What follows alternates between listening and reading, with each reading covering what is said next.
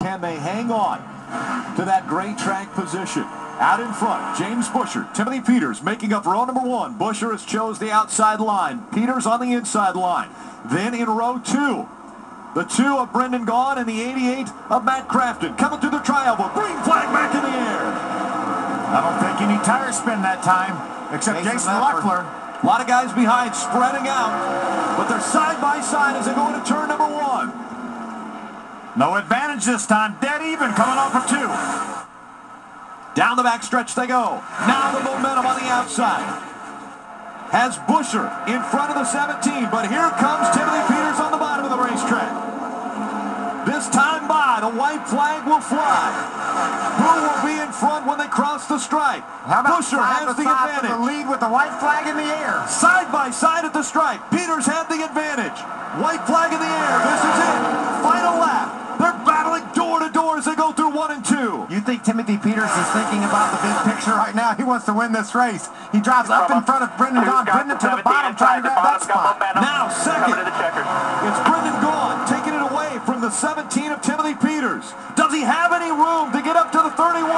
James Buescher, after changing a carburetor, coming through the tri-oval. James Buescher will win at Chicago. Hornaday sideways on the front straightaway. He catches it, straightens back out. Now they're sliding behind him. Crawford trying to avoid him in the 73. Brendan Gaughan coming home second. What a finish by James Buescher. I'm telling you, you don't often change a carburetor in the race and get to victory lane.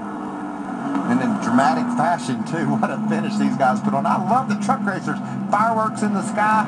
They were so determined to get the victory, whether it was Peters or Gaughan or Buescher. They just fought so hard. Fireworks on the racetrack, too.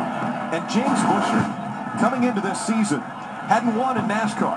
Look at Ron Hornaday, just pushes up and then finally gets sideways and right in front of Cale Gale. And he did all he could do to avoid Ron Hornaday. Our scoring monitors have Hornaday beating Cale Gale by a very, very small margin, about 6/100ths of a second, and Hornaday was going sideways. We talk about the mile and a half. This is a 5th of 10 mile and a halves.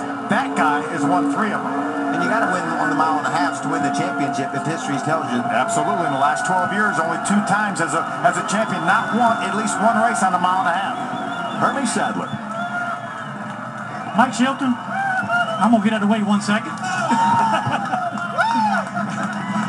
I saw that coming. Hey, a few laps before this race is over, you guys were in survival mode. Take what you can get and get out of here. You end up in victory lane. How'd you do it? Those guys don't give up.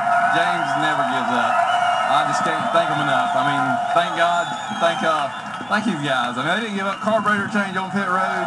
James buckled down, 1 little change. I mean, he was on a mission. I don't know what to say. I mean, that's huge. Well, this is a good win for this race team. Come back from 2 laps down, and they're going to victory lane at Chicago.